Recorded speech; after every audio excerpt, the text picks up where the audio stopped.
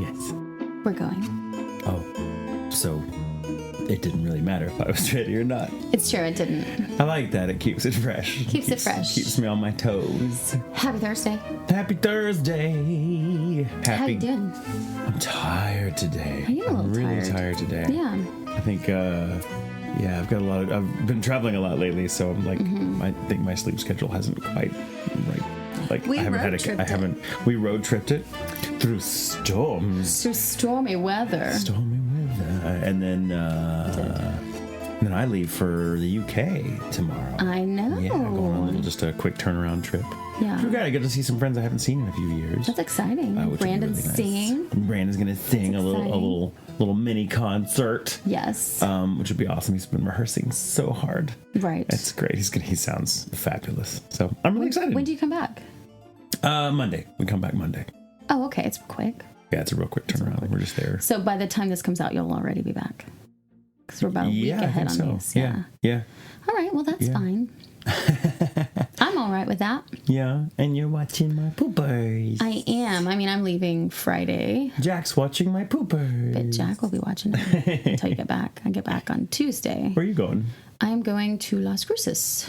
Oh, that's right. And then I'll be back on Tuesday night, and then we'll record on Wednesday, and then I leave Thursday for Toronto. Ah, Toronto. That'll be fun. Yeah, it's always fun. I love Toronto. I do love Toronto. It should be good. Yay. Yay, these are our travel plans, everyone. I know. So you get an idea of how literally all over the map we are. That's right. And now it's Ghostacles time. I'm starting out. All right. Am I starting Michael's starting out, and because it's Ghostacles time. For a moment, I thought I looked at the printout and I saw, this story comes from Michael. That's for me. That's for to you read. to It read. comes from Allie. Allie. Ooh, Allie sent stuff in before. Sweet. Allie says, in Ghostacles 14, you guys asked for stories about things children have said. Ooh, we did. I know I've sent in a couple stories already, but I think you'll want to hear about some of my experiences as a daycare provider. Ooh, we do. There have been a couple of children who knew their mothers were pregnant before even the mothers themselves. Those stories are almost to be expected. You don't, however, usually expect to hear a child sing a song about a witch who commits suicide. Oh, no. But I want to. Right. Well, you say that. As long as it's not my kid, I'm cool. That was a hard conversation to have with a 4-year-old. There have also, on multiple occasions, been times when an infant will stare intensely at one spot in the room and either burst out crying, or laughing. Damn it. Sometimes... Pardon me. Burst out crying, burst out laughing. So sorry. Sometimes the toddlers in the same room will point at empty spaces and say things like no or even hi. Oh, one of my godsons did that once. It was really freaky. Oh, my. One of the most disturbing things that I've heard out of a child's mouth is the story of a little girl's imaginary friend.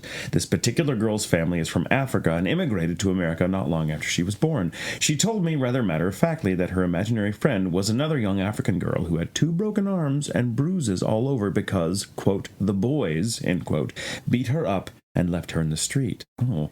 I told my friend, a mental health professional, and she wondered if this little girl saw something happen in her home country, and this imaginary friend is her way of coping. I wonder if there may be more to the story. In short, children can be fucking creepy. Yeah, they can. Yep, totally agree with you there, Allie. Yeah. Ooh! I want to hear the song about the witch committing suicide. I know. That needs to be like a popular... And also, if we need something to go... We need something to compete with Baby Shark. Just saying. Yeah, definitely. It's true. Okay, mine is from Aaron. Okay. Hi, Aaron. Hi, Aaron. I keep meaning to send this in, but I'm a horrible procrastinator and a mess. So here we are. I love it. You asked us to submit stories of any spooky goings-on that occur while listening to the podcast. Well, for a while, anytime I'd be listening to an episode, suddenly a completely different episode would start playing. I would check to make sure my phone was locked and I hadn't actually touched my phone or something to make the episode play. But sure enough, every single time, my phone was fully locked and screen was off. Maybe it's some weird explainable thing. I have what you guys call a healthy amount of skepticism, so I wouldn't rule that out. But I also know other listeners have written in about the spirits around them being big fans of the show and preferring certain episodes over others. That's what I thought. I was like, someone going, no, I don't want to listen to this one. I haven't listened to this one yet. Yeah. I want to catch up. So I thought I would share my experience. I have other much more spooky stories that I will get around to submitting at some point. But until then, I absolutely love Ghoul Intentions. Keep doing your thing. Much Ninja Wub, Aaron. Ninja Wub. Oh, thank you, Aaron. Love it. Ninja Wub. Oh, that takes me back. Ninja Wub. That was a thing my fans used to say to me. Well, then she's probably a fan. Back in the day. That's really, that was so sweet. That's I would so imagine nice. that's not a coincidence. That's been a minute. All right. That's really good. More I do love the idea of like people from the other side going, no, I don't want to hear this episode. I'm not caught up. And like, it's like watching Game of Thrones. I'll like watch Game the of other Thrones. Yeah. That's my second Game of Thrones reference. Can you tell I'm mad? Bitter. So everything will be different though. Because, okay, so this Sunday is when we find out. Yeah. So who knows? Like, right. It's like going back into the past when we listen to this the following Thursday. It's weird, right? Yeah. Yes. We're saying when you and I were at a convention this past weekend where Daenerys was also a guest. We didn't get to see her because she had her own. She was behind a curtain. Behind a curtain, and they had like all this crazy security, and she was like really, really intensely like sequestered off and very busy, as you might imagine. They had metal detectors for her, and I was like, "That's great." Are there not? And people yelling at people in line, going next. It was really crazy. But I was thinking, like, do they not have metal detectors just like to get in? Is it? Yeah, it seems like that'd be the place to have them, but I don't know.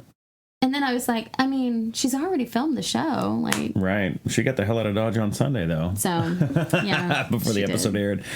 I'm just glad that we survived. That's right. So, okay. I've just picked up my coffee to have a drink, and I probably shouldn't because it's my turn to read. This comes from Giselle. I'm going to pronounce it Giselle. I think it's Giselle. I don't know. I'm probably doing it wrong. I apologize, but Giselle just triples off the tongue. Giselle says, so our landlords moved after one of their relatives passed away at home. My family got rights to the house from the bank. We didn't really think much of it. When we moved into the apartment they had left, immediately we started feeling chills in the halls and as if someone was intently watching us. Goosebumps up the arm and all that. My uncle... and uncle's in quotes, so I'm assuming by uncle they just mean family friend, was also living in the apartment at the time. He was a brujo, a witch. In his home country, his mother was also a witch, and she taught him everything he knows. He upset the ghost and made it hostile because of rent disputes with my family. That's not I live in the apartment with my boyfriend and uncle. The ghost used to be a different uncle. The ghost used to be a man. How do I know? Because one day I was sitting in the living room after my boyfriend and uncle had left for work. I was home alone watching TV in the living room. The ghost wouldn't let me watch TV in my room, which seemed to be his favorite room to turn on my TV when I turn it off and vice versa. Multiple times. I had a box TV. So I was watching the flat screen in the living room and I leaned against what I thought was the chair I was sitting on. As I stretched my neck back, I felt a big, manly, rough pair of hands start to massage my shoulder like we were lovers. Ew. When I realized that the chair doesn't go up to my shoulders, I ran out of the house without locking anything and went to my mom's. Oh! I don't like that. Ooh. No, I don't like ghostly massages. I mean, not unless I've asked for them. Yeah. No. Ghostly man hands. Ew. I don't want that. Ghostly man hands in general, like, you gotta really want them. Yeah, I don't. Well, anyone's hands, really. Yeah. Living, dead, male, female. Gosh, can you imagine? She was just sitting in his lap. I can imagine there's like her having this moment where she's like, that's not the back of the chair. This chair's not a massage chair. Chairs don't have hands. I feel like... That's how my brain would work. I want to think I would do the same thing, but then this other part of me is like, I might just be like, how's this massage going? Especially right now, because I pulled some sort of rib. I don't know what it is. So it hurt, and my back hurts, but like... And like the ghost is going to be like, I can set that for you. Like ghostly massage right now. Kidding. I'm kidding. Yeah, kidding. If maybe anything Giselle should have turned around. It might have just been Joe Biden paying their home visit. Oh, you said it. I mean, he's known for doing that. He has his thing. That's what he does. I'm not saying one way or the other. I just think, right.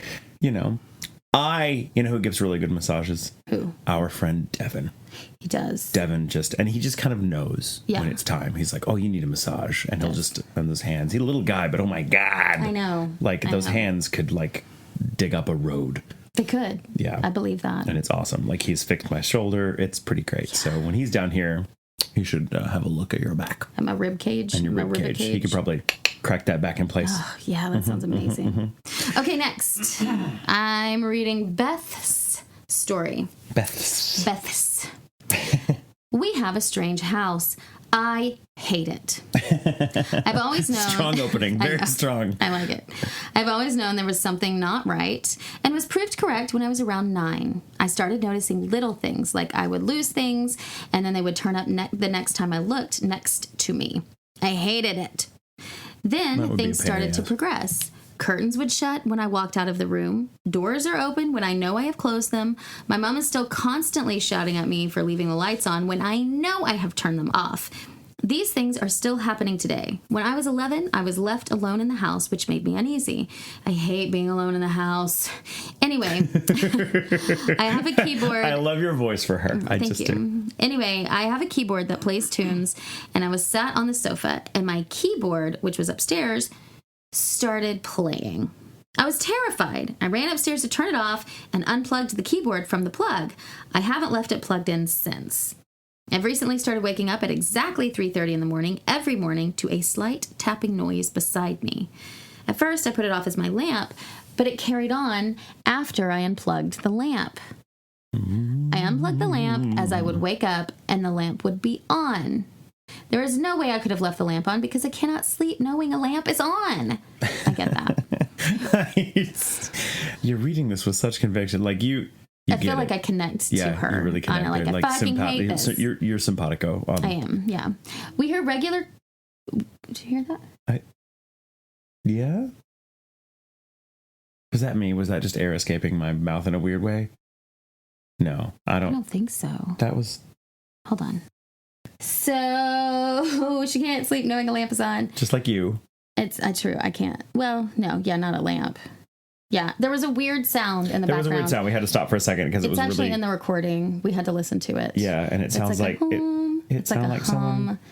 I don't know. It might be. It's like traffic outside. Maybe something came on. It sounded like it was coming from the door on the other side. It did. In the hallway. And it was a tiny little sound. And maybe it's your friend Garfield. It could be Garfield. Go on. Sorry. I didn't mean to cut in the middle of the story. No, it's fine. At least it's fine. It's fine. Hey, at least it's still light out. That's true. She can't sleep knowing a lamp's on. I fucking get it. Okay. We hear regular creaking on the ceiling, like someone walking in the attic. I refuse to even open the hatch to up there. That's what it is. We occasionally get woken up to the sound of footsteps walking up our staircase and then pacing at the top of the stairs for a minute or two and then walking back down. My dad went to investigate one night and found all the cupboard doors in the downstairs floor open. Nothing was taken, but items have been rearranged in the cupboards. He left it, saying he would sort it in the morning, and then went to sleep. When he went down the next morning, everything was back to normal.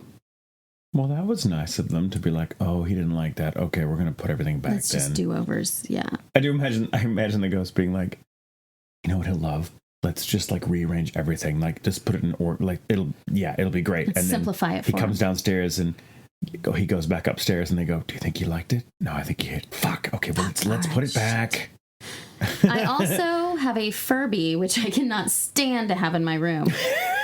I get it. She's so anti so many things. I know, I love it.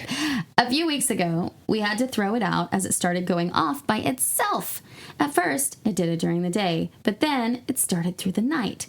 It did it for 3 nights, then we had enough. My mom still won't admit that something is wrong, but my father has no opinion. My phone... Except he didn't like the arrangement of stuff. He doesn't. He just is going to be... No, I don't have an opinion on it. He's just dealing with it. My phone will unlock itself when it likes. I have a phone that opens to my face, and I had set it down next to me when I heard it unlock. I thought it had caught the side of my face, so I brushed it off, but it started opening when it had been at the other end of the room to me, not even in the same room as me. All I want is for this house to be normal. Well, you shouldn't listen to this show. Yeah, Beth, that's not going to happen. I'm sorry to tell you. It's not normal. But just make friends with it. Just make That's friends right. with it. Clearly whatever it is nice enough to know when it's gone too far. Because then it goes, oh, okay, sorry, I'll put everything back. Yeah. And that's right. that's not always the case. Yeah, it's true. It's true. Oh, poor Beth. Okay. Was that it for Beth's That's Beth's story? Yes. Okay. Yeah, I'm sorry. There's a lot going. I understand Beth's thing, and then that was very strange. That was a very. Well, and the other thing very little about that sound. is the cars, because a lot of this is a template that it's recording on, so it already silences the majority of the cars. Yeah. So it would have had to be really loud out there to have come up on the sound here. Yeah, that's true, because it never does. It was so soft sounding. It sounded though, like it was but coming. It was like right at the door. By the door, yeah. That was so weird. And the dogs are downstairs. Yeah, the dogs are downstairs. The gate's up, so they can't get up here. The AC is off. The AC's off. Jack's not home. Jack's not home.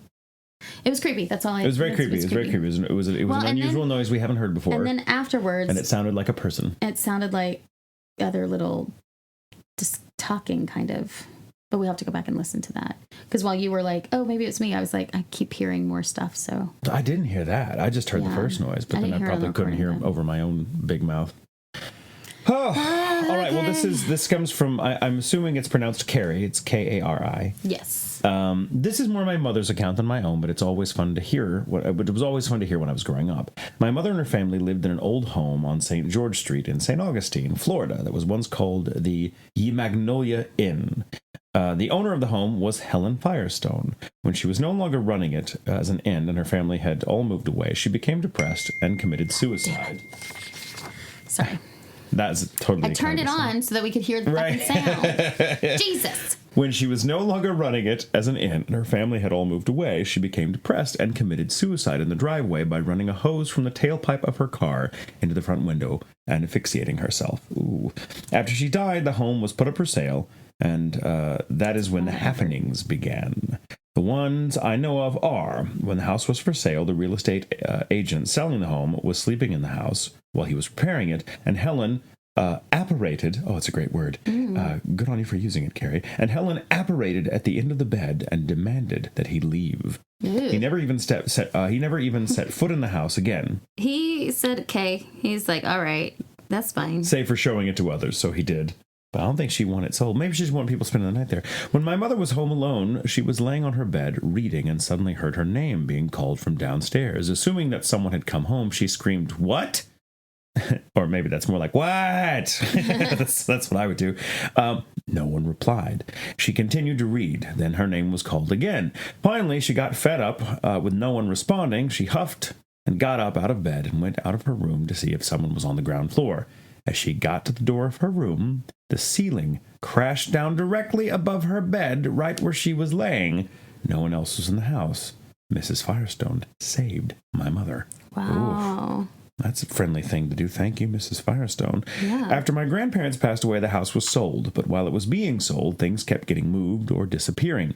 In the attic was a large mirror that the new owners had put up there. They called my mom because of this. They knew of the ghost encounters that occurred in the house while my mom and her siblings were growing up. Well, the mirror went missing, and my mom arrived at the house to see if she could help.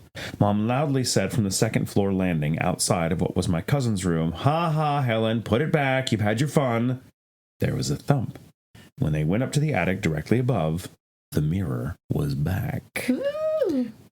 The only account I have of my own is the living room suddenly got freezing when my brother and I were in there. Just so you know, this is an old historic home in downtown St. Augustine. There was no central air, and it was spring. Here in Florida, that might as well be summer. Feeling it?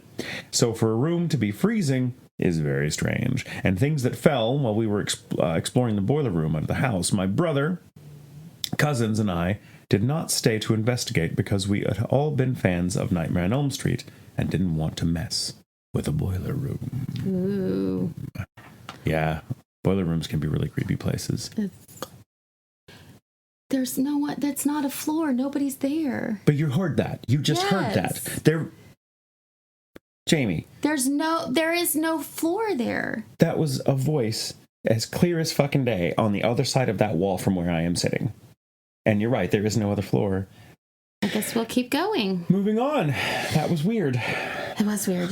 That's two in one episode of Ghostacles. That's never happened. It's always one little thing.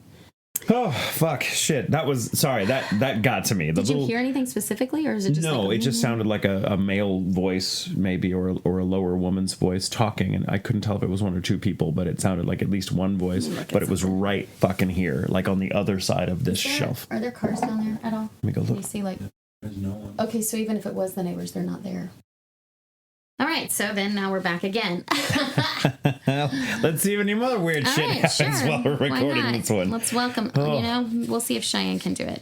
Now, this one isn't really ghosty, but it is freaky as hell. I like freaky as hell. Yeah. This is from Cheyenne. As long as it's happening to someone else. That's right. This is the story of how I knew a convicted murderer. Oh, shit. I know. Around 2009 or so, my mom had a friend, Amy. She worked with my mom, and at the Kroger she has worked at for over 10 years now. This friend was nice and seemingly wonderfully normal. Now, she had a boyfriend, Nick, and nothing ever seemed off about him, nothing out of the ordinary. At least, that's what it seemed. Well, as time went on, my mom and Amy slowly fell out as friends.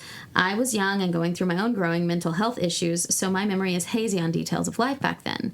But around the holiday season, November, December, it came out that Nick and his young friend Justin had lured an ex of Justin's out, and in the span of the night, had murdered her. They had cut her up and thrown her body, stuffed in black trash bags, away in a few random church dumpsters. By the time they told where they had put them, it was far too late to find her, as most, if not all, had been taken to the landfills and now lost for good, it seems. I know. In court, Justin was sobbing and remorseful, while Nick held no semblance of remorse or sadness for what he and Justin had done. Now, remembering his face and how he seemed to act, it is chilling to think how capable he was of emotionless murder of a young 15-year-old girl. Oh, man. The whole time he placed the blame on Justin, and to this day it still chills me to the bone that I knew and at one point was left alone with him and his then-girlfriend Amy. Damn. They offered to babysit me and my older sister while my parents went to a concert. To this day, and to my knowledge, he has yet to reveal why he did what he did, and the girl's family may never get closure. He was recently transferred to the jail my uncle is locked up in. I hope they never cross paths, because my uncle definitely wouldn't take kindly to what he had done to an innocent 15-year-old girl. And that's the shorthand version of how I knew a convicted murderer. I know it's not a ghost story, but it's just as chilling. I agree with you on that. Oh, God. Holy shnikes. Oh. Wow. Do you know any murderers? No, I knew one person that was murdered. Oh, yeah. Yeah, right. a friend in junior high that was killed. Yeah. And several of friends of ours, not your and mine, but friends of my group of kids in junior high and high school came under suspicion because they were older and they were like the type to like dye their hair black and listen to heavy metal, and so in a small town they were like devil worshippers, and so they thought it was that. But there was nothing ritualistic about the way the girl died. She was just attacked in her home. Oh. And whoever she had let the police, there was evidence suggesting she knew her attacker because the door was unlocked, so like as though she had let them in. Yeah. She was there by herself while their mother was at work, and it was a Thanksgiving night. Yeah, her mom was a single mom, and for years they didn't know who it was. And like so many people came under suspicion, they couldn't find any evidence. Turned out years later that it was just some dude her mom had dated once years before, and or maybe not years before, but her mom had dated like once and just hadn't worked out or whatever. And then he came back to the house and sexually assaulted and killed this girl who was maybe 13, maybe 14 at the time. It was like 8th grade. Jeez. And it was really tragic. Yeah, it was a big thing. I didn't know her terribly well, but I mean, I was in class with her and I knew her to speak to her. So I've known someone that was murdered, and it rocked that little community because nothing like that had happened before, to my knowledge. And I don't think I know any murderers. I mean, maybe I do. I know. If I do, I don't know that I do. Yeah, I don't know that I know right now. Yeah, but same. No. Have you any cross path with any victims or Or know someone that was murdered or something? Victims of murder? Mm-hmm. I mean, maybe. Seems likely given our fun activities. Oh, you mean ghosts? Sure. Yeah. Spirits. I did. One of my best friend in high school, actually, he went on to work for a news station here in Texas, and one of his colleagues was murdered. And that was a whole thing. Oh, wow. Yeah, and I still don't think they've caught whoever did that. It was years ago now. Yeah. But it was really weird. I used to live in a place. It was actually a very safe neighborhood, but within the span of 1 week, there were 3 different murders within 2 miles of where I lived in different directions. So and they were random murders. They were so random. One of them wasn't as random. I think that was a domestic thing, but it was a mother and a daughter. They were grown, but they were murdered. And then this other girl was kidnapped from like a video Redbox thing, and she was murdered. Not far away, like within walking distance of where I lived at the time. And then another guy was walking on a trail, and some dude just jumped out with like a machete, I think, and just hacked him to death or something like that. There was no reason. And wasn't for the guy like the attacker, the murderer? Wasn't he like some basically a kid who had like? I thought I'd heard that he'd sustained he was a sports guy. Yeah, and he'd like sustained head trauma or something in sports, and they thought there was some connection. He hatcheted him to death or whatever, and then stopped and told somebody, "Go get help. I just killed this guy." Jesus. Yeah. Those are the kinds of those are the then freakiest. His fiance or wife at the time, the one that had been killed, she ended up taking her own life the following year. It was really bad. Man. It was all within a few miles of me. Damn. Very strange. But I didn't know any of them. Yeah, but it just gotta happen. Yeah. Yeah. That's crazy. Oh, well, I knew somebody who's in jail for murder. Oh, yeah? Mm-hmm. He was my first gynecologist. Oh, that's right. You've told me that story. Yeah. They say that he killed his wife. However, he was a gynecologist, and he also performed abortions. This was in Oklahoma. The judge refused to allow threats they had both received, death threats. There were threats that said they were going to set him up. There were threats, all kinds of different threats about how he was going to pay, and they were going to make him suffer. And the judge would not allow any of that in as evidence. And their whole thing was that when he came in and he called 911, like he had taken his shoes off and he put them on the floor, I think next to her, and called 911 and was calm. And I was like, the doctor was calm. And that's pretty much what it was. That's all they had. And he took his shoes off. It's like, people, not everybody wears their shoes inside the house all the time. I am absolutely like crazy for true crime documentaries where there's some question as to whether or not the person convicted of a crime is actually maybe innocent. Yeah. And the whole Making of a Murderer thing that came out several years ago we were obsessed with. I've since changed my views on that, but that's a whole other show for another time. But if you haven't seen The Staircase, I think it's on HBO. It's really good. I'm convinced that guy is innocent, and that's just based on what I've seen. Based on what I've seen, I still don't think he is. We need to have drinks and like talk it out, because I'm like I obsessed over that show, and I was like, he's got to be innocent. There's no way, but who knows? That's the thing. The not knowing. And that's the thing is, it's not just like character witness is the thing, and this guy, like nobody thought he did it. That knew him and that knew her, and they were in a. Do you think it's because he performed abortions? I think that probably he was set up. Like, I really do believe that he was set up. I had an English teacher, who was also in my 8th grade year of junior high. She was either on the jury or she was like the jury foreperson for the Candace Montgomery trial here in Texas, which was a very famous axe murderer that took place in the early to mid 80s. Long story short, like she'd killed a woman named Betty Gore. It's a very unfortunate name, given her fate. But apparently, like they were friends, and like Betty watched the neighborhood kids, including Candace's, and she went over there and axed her to death one afternoon, just out of the fucking blue.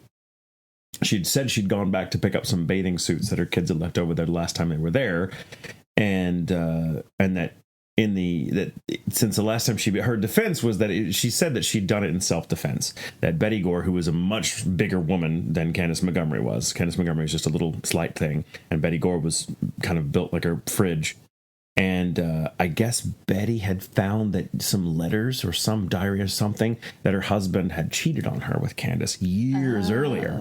And that that's something the two of them had just kind of put behind them and never mentioned again. And then Betty found it and like came at her. And so the only thing nearby was this axe that she took to her. But she hacked her to pieces. Right. It wasn't just self-defense. It wasn't just but her defense was that, well, she just went crazy when this happened. Right. And didn't know what to do, and it was a big thing. Everyone was convinced it was cold blood, and so the jury found her innocent or found her guilty of manslaughter or whatever that charge is when it's not first degree murder. So Candace Montgomery got off. It's like whoopsies murder. Yeah, and it was tried in the courthouse in the town where I grew up. Yeah, she's the one that haunts it. Mm-hmm. No, she doesn't haunt it. She tells somebody haunted it. Somebody does, but it's not the same. Not the same thing. Candace Montgomery, I think, may still be alive. Probably is actually. No, I meant the one that she killed.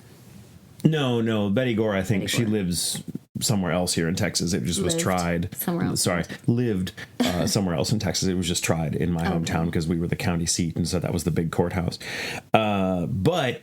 I'm going off on so many tangents, but my English teacher was on the jury, and man, they got so many death threats after they found her innocent. But they were like, no, and she talked to us because there was a made-for-TV movie that was coming to my hometown to film. They were actually going to film the trial scenes in the courtroom where the actual trial took place. It was big news in our little town, and so it started everyone talking about this case that had happened years before. And my English teacher was like, "Well, guys, I was on the jury, and let me tell you, this is why we found her innocent." And she kind of told us all these details, and I was like, "Well, I mean, if I were on the jury and I heard all that, I'd probably." Vote in favor of acquittal as well. So, but that anyway. So all to say that kind of stuff really fascinates me, and I wonder if there's a ghost story. You have to look it up. Attached to it now. I just wonder. But anyway. Well, if you guys have any of those stories, send those to us too. Yeah. All the spooky stuff. Especially if there's a ghost story attached to it. That's right. Yeah. Frequently there is. And of course, if you have. We should do some true crime every now and again. I know, it's fun. Just as kind of an homage to some of the podcasts and documentaries that we love. Well, there's usually. So much. There's oftentimes too. There's attached to ghost stories, so we work that out. Yeah. Awesome. Thanks, guys. Yeah. All the things. Hey, if you hear anything while listening to this, let us know. Send us your stories, schoolintentions.com. It's at the top of the menu. Give us the reviews. Do all of the things. Yep. We think you're amazing. And remember, it's okay to sleep with the lights on.